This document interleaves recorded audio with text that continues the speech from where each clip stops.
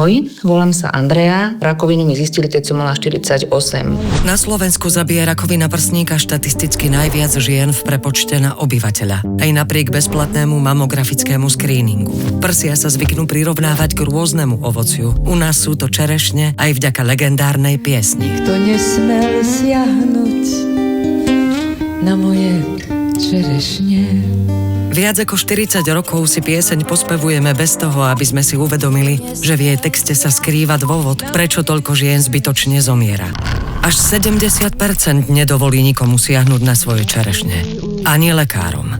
Aby sme na tento fakt upozornili, pieseň sme nechali zaspievať Andreu, Martu a Zuzku, ktorým mamograf zistil rakovinu v hodine 12. Ubránila som sa viac menej úspešne. Nikto nesmel siahnuť na moje čerešne. Vytvorili sme nový symbol a hymnu prevencie rakoviny prsníka. Kampaň, ktorá ženy pozývala na bezplatný screening, okamžite spustila obrovskú vlnu solidarity.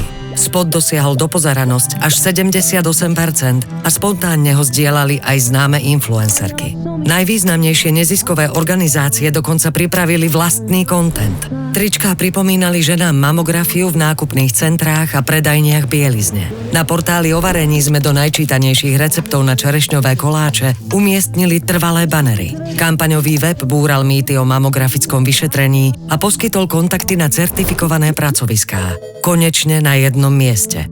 A prinieslo to ovocie. Čerešne sa stali top of mind kampaňou na prevenciu rakoviny prsníka. Až 86% žien sa v prieskume vyjadrilo, že zvažuje mamografické vyšetrenie. Certifikované centrá napokon zaznamenali skokový nárast vyšetrení až o 49%.